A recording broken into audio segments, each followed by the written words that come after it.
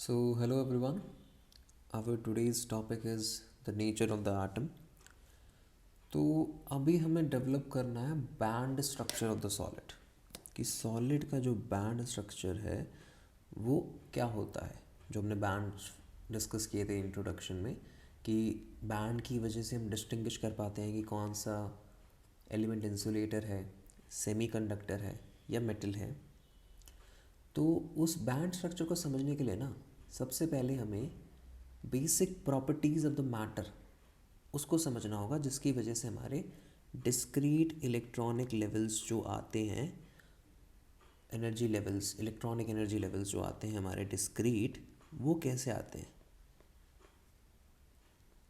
Heat electronic energy level जो discrete है हमारे, वो ऐसे आते कैसे आते, क्योंकि इनके बाद ही तो हम नेक्स्ट जो है हमारा बैंड स्ट्रक्चर उस पे जाएंगे। तो पहले हमें ये समझना है कि ये कैसे आते हैं डिस्क्रीट इलेक्ट्रॉनिक एनर्जी लेवल। क्योंकि यहाँ पे एक ये एनर्जी हो सकती है, एक ये एनर्जी हो सकती है, लेकिन ये बीच वाली ऐसी एनर्जी नहीं हो सकती, इसलिए हम डिस्क्रीट बोलते हैं इसे। तो हमें ये समझना है ये वाले जो एनर्जी लेवल्स हैं वो कैसे आ रहे हैं हमारे एटम्स के अंदर। तो हमारे पास दो मॉडल्स हैं, Rutherford model and Bohr model. हम उनको पढ़ेंगे और उसके बाद हम ये एटॉमिक एनर्जी लेवल्स का डिस्कशन करेंगे। तो हम स्टार्ट करते हैं। तो सबसे पहले जो रदरफोर्ड मॉडल है हमारा, वो आया था 1911 में, और वो कहता है हमें कि जो एटम है हमारा वो कंसिस्ट करता है न्यूक्लियस को, जो कि एक पॉजिटिव चार्ज है, और उसके अंदर नियरली ऑल द मास, जो भी एटम का मास होता है ना, वो न्यूक्लियस कंटेन करता है, ऑलमोस्ट 99% ऑफ द मास। तो एंड जो surrounding this central positive core मतलब न्यूक्लियस, उसको सराउंड करते हैं नेगेटिवली चार्ज इलेक्ट्रॉन। तो इसको हम समझते हैं। तो सबसे पहले हमने इसके इलिस्ट्रेशन के लिए जो ये डेफिनेशन बताई है रदरफोर्ड ने कि सारा मास न्यूक्लियस एक होता है, वो कंटेन करके रखता है, तो उसके इलिस्ट्रेशन के लिए हम हाइड्रोजन एटम का एग्जांपल लेते हैं। हम एग्जांपल लेते हैं हाइड्रोजन एटम का, जिसका एटॉमिक नंबर क्या है। एटॉमिक नंबर क्या है उसका? 1। तो हम जानते हैं कि जो हाइड्रोजन एटम है वो करता है एक पॉजिटिवली चार्ज न्यूक्लियस को कंटेन और एक सिंगल इलेक्ट्रॉन को भी कंटेन करता है वो। तो ये हमारा हाइड्रोजन एटम है, एक न्यूक्लियस जिसमें मतलब एक प्रोटॉन कह सकते हैं बेसिकली हम, एक प्रोटॉन और एक इलेक्ट्रॉन हाइड्रोजन एटम के अंदर।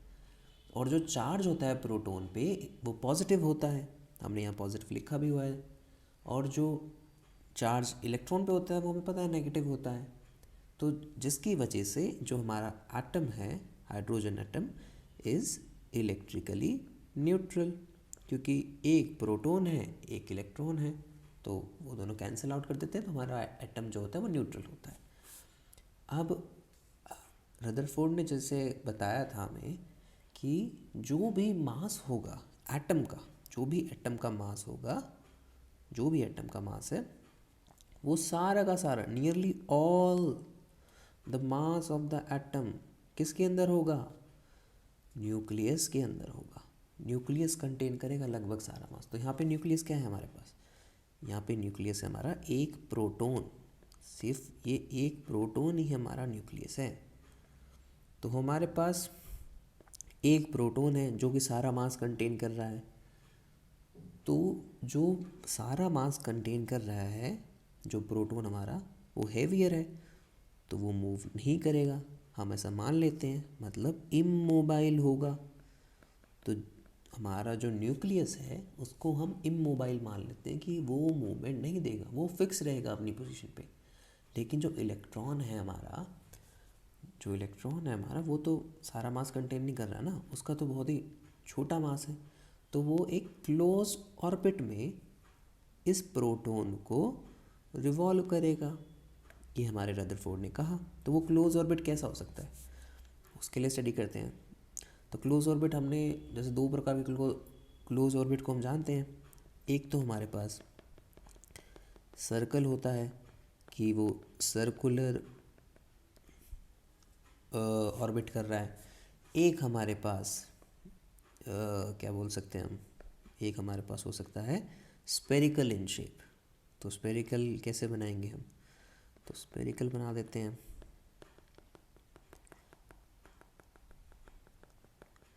एक सर्कल और एक स्पेरिकल, ये भी इस पर वही बन रहा है, तो हम समझ लेते हैं फिर कि ये हमारे पास स्फेरिकल है और एक ऑर्बिट हमारे पास सर्कुलर है। तो दो ऑप्शन है हमारे पास, स्पेरिकल या सर्कुलर, कैसा भी बना सकता है इलेक्ट्रॉन। तो और हम ये जानते कि क्यों बनाते हैं, दो ही ऑप्शन क्यों हैं वो भी डिस्कस करेंगे अभी हम। तो हमें ये पता है कि दो क्लोज ऑर्बिट बन सकते हैं इलेक्ट्रॉन के द्वारा न्यूक्लियस के अराउंड। अभी दो ही क्यों बनते हैं, तो हम जानते हैं कि जो हमारा जो प्रोटॉन है ये और जो इलेक्ट्रॉन है हमारे पास, वो दोनों क्या हैं, ये दोनों चार्ज पार्टिकल्स हैं, चार्ज पार्टिकल्स। और चार्ज पार्टिकल्स हैं ये, तो इन पे कौन सा फोर्स लगेगा, तो इन पे कूलम्स लॉ लगेगा, जो कि हम जानते हैं कि कूलम्स लॉ क्या होता है। तो कूलम्स लॉ को हम कैसे लिखते हैं, फोर्सेस, ये जो F है फोर्सेस ऑन चार्जेस है, is equal to K which is a constant, Q1 Q2 these are the two charges and denominator में R स्क्वायर आता है। तो बेसिकली हम कह सकते हैं जो हमारा कूलम्स लॉ है वो 1/r स्क्वायर पे डिपेंड करता है, हम जानते हैं ये। और हम ये भी जानते हैं कि जो प्लैनेट्स का मोशन है, प्लैनेट्स का मोशन जो होता है सन के अराउंड, जैसे अगर हम यहाँ पे सन है, यहाँ पे प्लैनेट हैं, तो ये प्लैनेट का मोशन होता है सन के अराउंड। तो डायरेक्टली करेक्ट नहीं है क्योंकि सन हम यहाँ मानते हैं और प्लैनेट ऐसे रिवॉल्व करते हैं, पर्टिकुलर टाइम पे वो सन के ज़्यादा पास होते हैं, पर्टिकुलर टाइम पे सन के पास ज़्यादा नहीं होते, तो वो हम जानते हैं। बस हम भी बेसिक स्ट्रक्चर के लिए बता रहे हैं कि अब मान लेते हैं सन के अराउंड बस रिवॉल्व कर रहे हैं वो जो हमारे प्लैनेट्स हैं। और ग्रेविटेशनल फोर्स कैसे गिवन की जाता है हमें, gravitational constant m1 m2 by r square. तो जो हमारा ग्रेविटेशनल फोर्स है वो भी 1/r स्क्वायर वाला फोर्स है डिपेंडेंट पे। तो 1/r स्क्वायर से हमारे पास ऐसा क्लोज ऑर्बिट आ रहा है जो कि हम स्पेरिकल या स्क्वायर मान सकते हैं।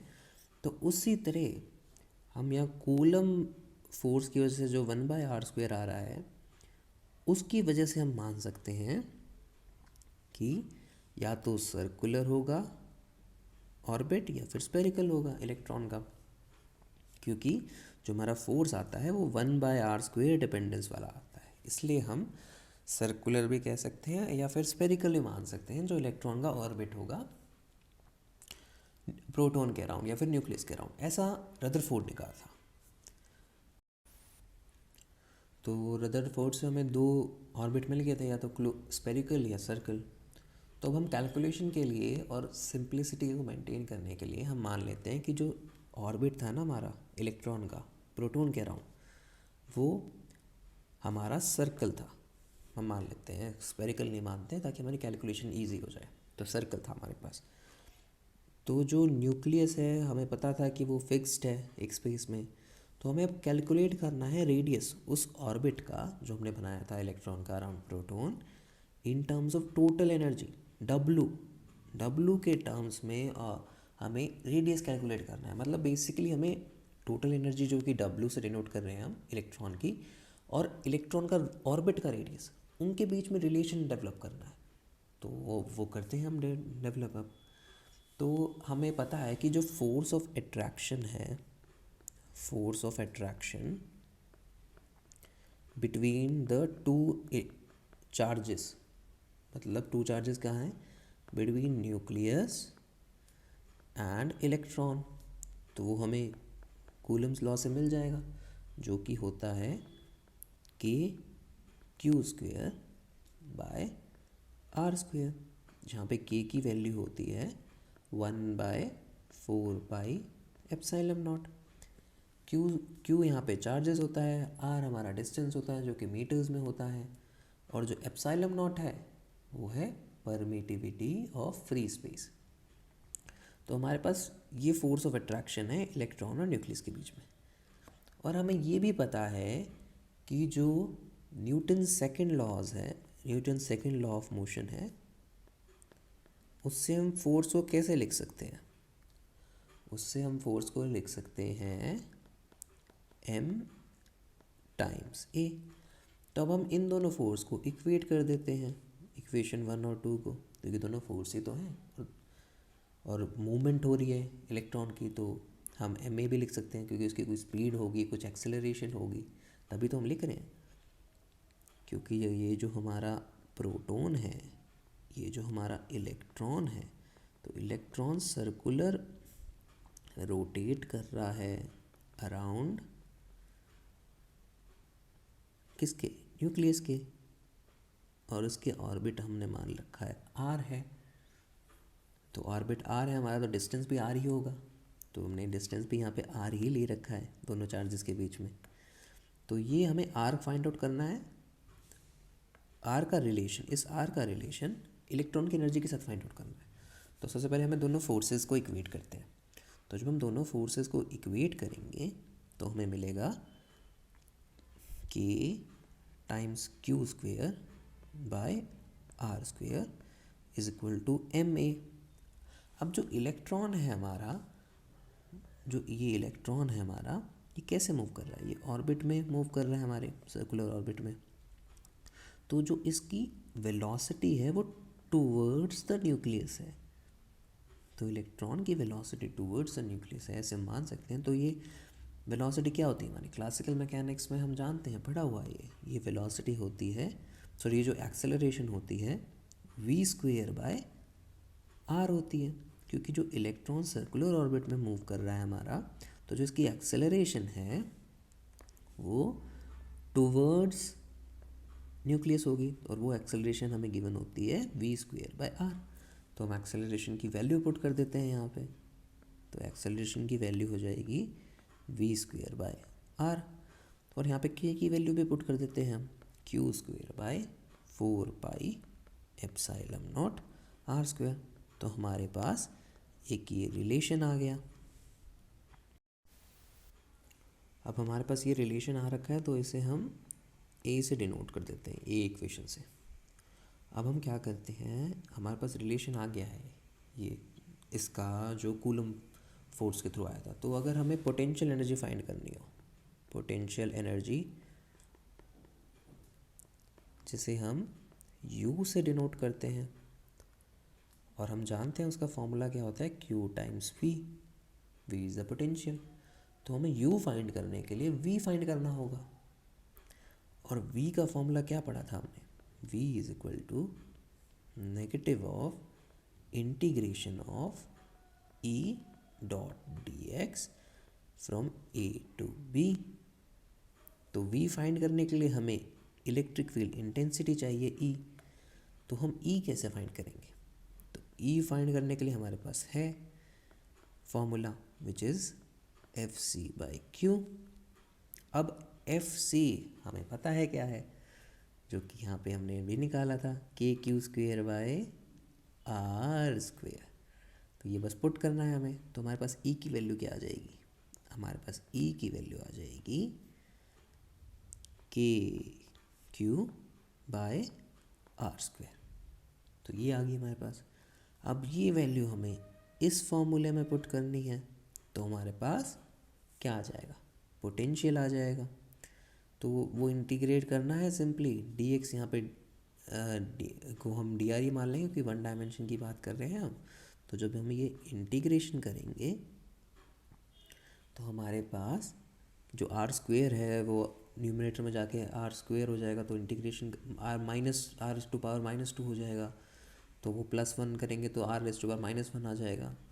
तो जब सॉल्व करेंगे, बेसिक इंटीग्रेशन है, कर ही लेंगे सब, तो वो हो जाएगा हमारे पास negative of KQ by R. ये पोटेंशियल आ जाएगा हमारा। अब ये पोटेंशियल को हम कहाँ पुट करेंगे? इस पोटेंशियल को हम यहाँ पुट कर देंगे, तो क्या इससे क्या आ जाएगा? हमारा पोटेंशियल एनर्जी आ जाएगी। तो U इज इक्वल टू क्या हो जाएगा हमारे पास? -KQ स्क्वेयर बाय आर, और जब हम के की वैल्यू पुट कर देंगे तो आ जाएगी हमारे पास minus Q square by 4 pi epsilon naught are. तो ये हमारी पोटेंशियल एनर्जी आ गई। और काइनेटिक एनर्जी तो हमें पता है कैसे लिखते हैं। Kinetic energy is half m v square. V जो है वेलोसिटी ऑफ इलेक्ट्रॉन है जो ऑर्बिट में मूव कर रहा है वो। तो हमारे पास पोटेंशियल एनर्जी भी है, काइनेटिक एनर्जी भी है, तो हम टोटल एनर्जी को लिख सकते हैं।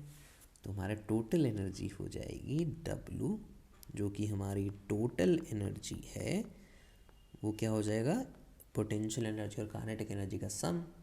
तो उसको हम लिख सकते हैं kinetic energy which is half m v square plus, पर यहाँ नेगेटिव साइन है तो वो भी आएगा क्योंकि पोटेंशियल एनर्जी हमारी नेगेटिव है। तो हम ऐसे लिखेंगे 4 पाई एप्सिलॉन नॉट आर।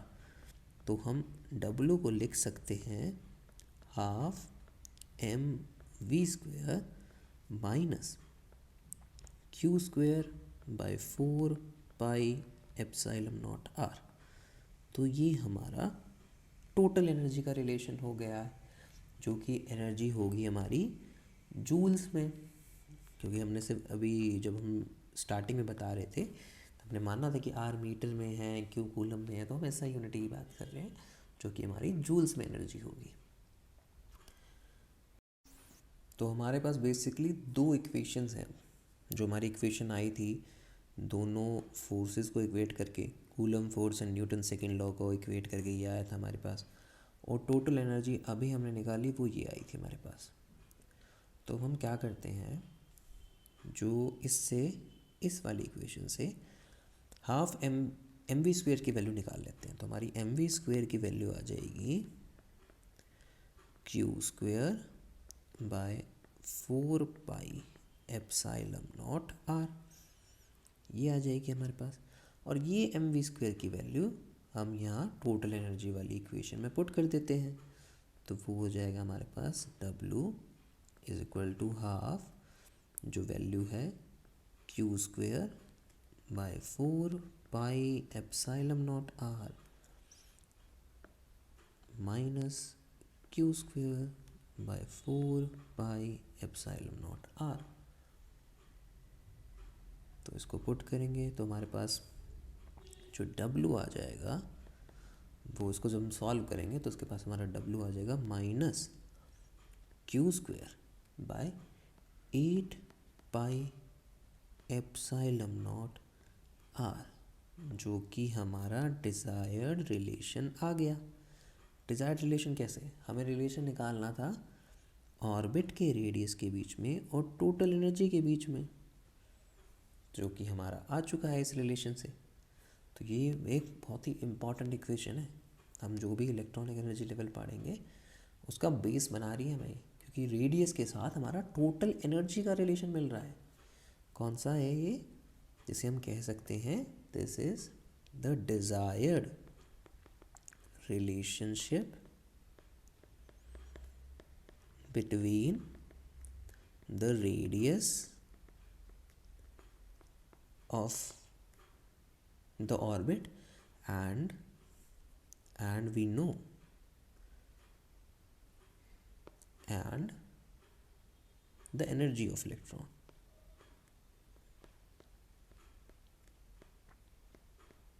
तो हमारे पास रेडियस के साथ भी रिलेशन आ गया और एनर्जी ऑफ द इलेक्ट्रॉन के साथ भी रिलेशन आ गया। तो हम इससे क्या फिजिकल सिग्निफिकेंस लेते हैं, इस इक्वेशन का फिजिकल सिग्निफिकेंस क्या होगा वो हम जानते हैं सबसे पहले। और उससे पहले हम जानते हैं कि जो टोटल एनर्जी है हमारी W इज़ ऑलवेज नेगेटिव, क्योंकि यहाँ पे नेगेटिव साइन दे रखा है हमें पहले से, तो वो हमेशा नेगेटिव ही आएगी, जो ऑलवेज नेगेटिव है। तो जो नेगेटिव साइन क्यों अराइज हो रहा है, क्योंकि जो पोटेंशियल एनर्जी है हमारी, why negative sign is origin. Negative sign क्यों आ रही है, क्योंकि जो हमारी पोटेंशियल एनर्जी है, जो कि हम U लेते हैं, जो पोटेंशियल एनर्जी हमारी U है, वो ज़ीरो आ रही है, ज़ीरो आ रही है जब हम मानते हैं r is tending to infinity. तो इसको अगर हम थोड़ा डिसेंट वे में लिखें तो वो हो जाएगा हमारे पास potential energy is zero when R tending to infinity. क्योंकि हमारा पोटेंशियल एनर्जी क्या आई थी, हमारी पोटेंशियल एनर्जी आई थी U is equal to minus Q square by 4πε0 r। तो r को अगर हम इन्फिनिटी पुट करेंगे तो U ज़ीरो आ जाएगा हमारा। तो उसकी वजह से जो हमारी टोटल एनर्जी है वो नेगेटिव आ रही है। और इससे एक और जो मेन फिजिकल सिग्निफिकेंस हमें मिलता है वो क्या है, जो हमारी ये इक्वेशन है टोटल एनर्जी और आर के बीच में जो रिलेशन दे रही है, ये इक्वेशन है जो, तो हमारा मेन फिजिकल सिग्निफिकेंस होगा जो कि energy of the electron become smaller, जब वो कम होती जा रही है एनर्जी, और we can say more negative, क्योंकि जितनी ज़्यादा नेगेटिव होगी वो उतनी ज़्यादा वो स्मॉल होगी।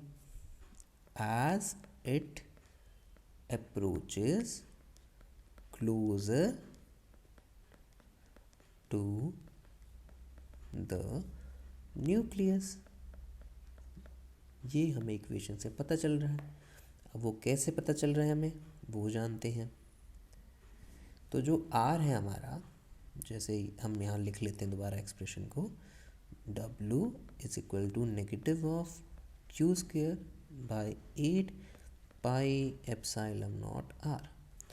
तो जब हमारा जो R है, तो यहाँ पे अगर हम प्रोटॉन भी ड्रॉ कर दें और इलेक्ट्रॉन भी ड्रॉ कर दें, तो और जो सर्कुलर ऑर्बिट है जिसमें इलेक्ट्रॉन मूव कर रहा है वो ये है जिसका रेडियस हमारे पास R है।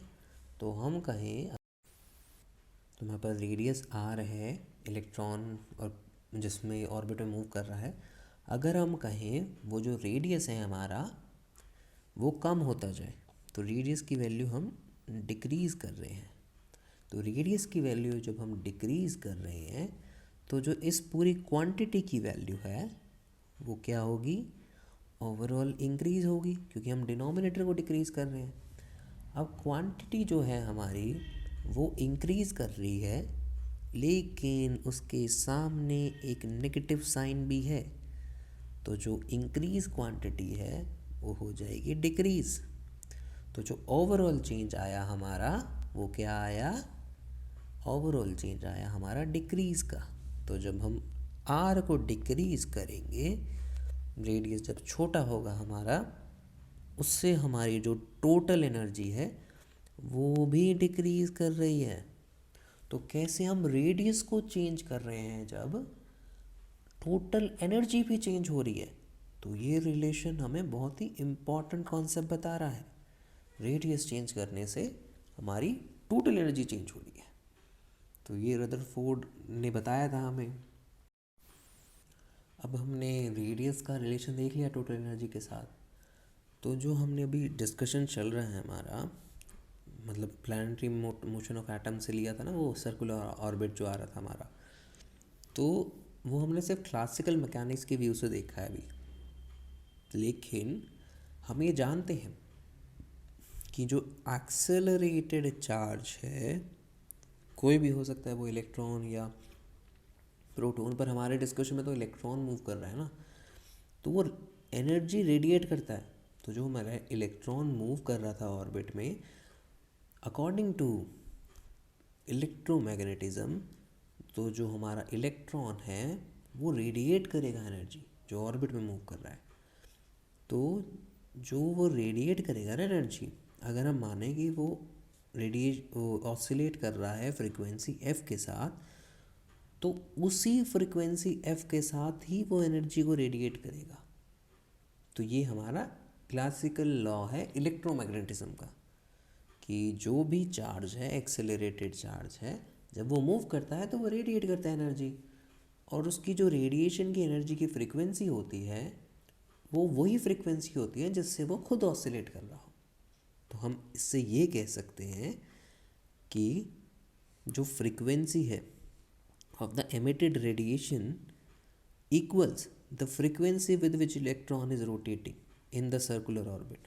तो जो हमारा प्रोटॉन था, इलेक्ट्रॉन था और हमारे पास सर्कुलर ऑर्बिट था, अगर इलेक्ट्रॉन हमारा एफ फ्रीक्वेंसी के साथ ऑसिलेट कर रहा है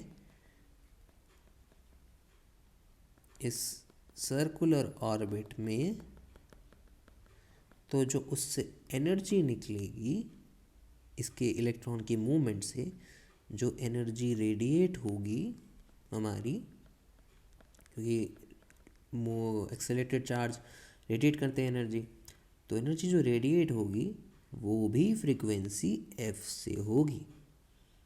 तो हमें ये पता चल गया कि जब इलेक्ट्रॉन मूव करता है वो एनर्जी रेडिएट करता है, और जिस फ्रीक्वेंसी से वो ऑसिलेट करता है उसी फ्रीक्वेंसी से वो एनर्जी को रेडिएट करता है। तो अभी हमने देखा कि एनर्जी रेडिएट होती है जब इलेक्ट्रॉन मूव करता है। तो उससे हमारा एक ड्रॉबैक सामने आ रहा है रदरफोर्ड मॉडल का।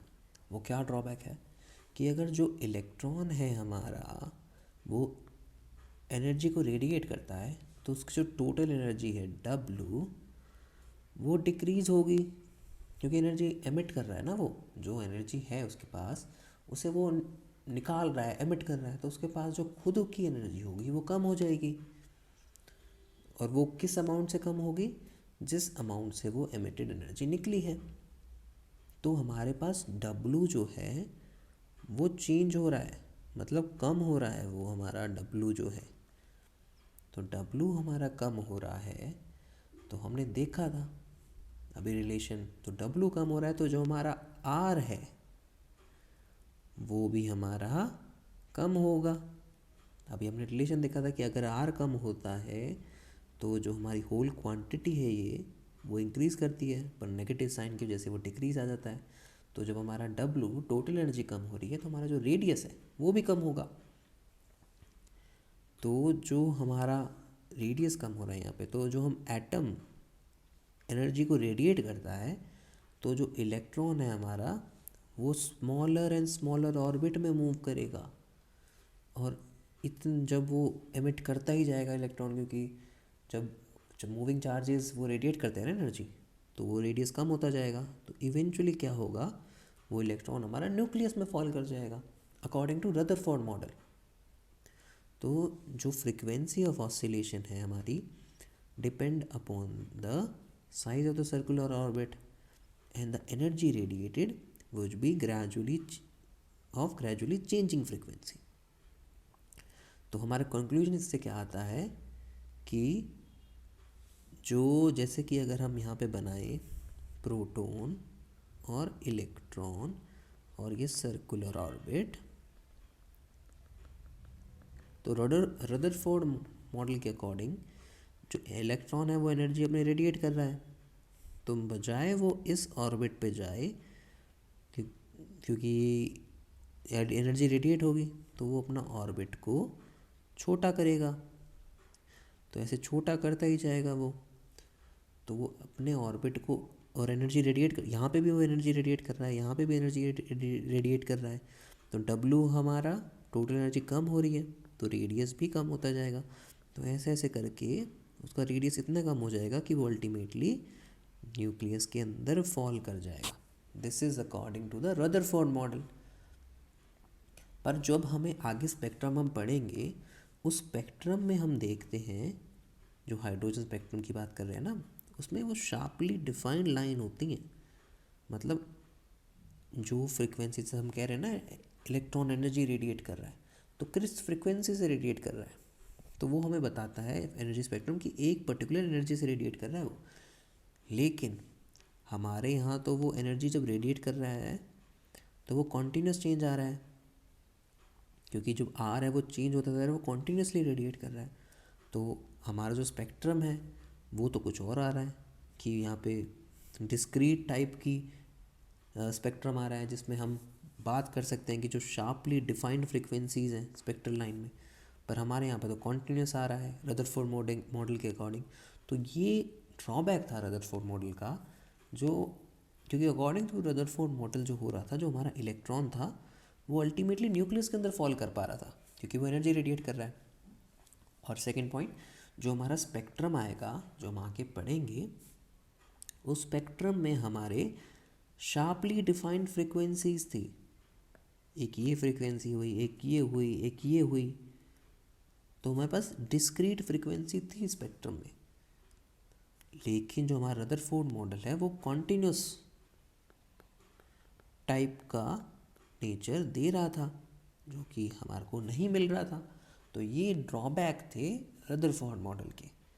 तो लेकिन हमें इससे एक आइडिया हो गया ना कि जब रेडियस चेंज हो रहा था तो हमें टोटल एनर्जी चेंज हो रही थी। और फिर इसी ड्रॉबैक को दूर करने के लिए बोहर ने अपना मॉडल दिया जिससे हमें डिस्क्रीट एनर्जी मिलेगी। तो अब हम नेक्स्ट सेक्शन में बोहर मॉडल की बात करेंगे।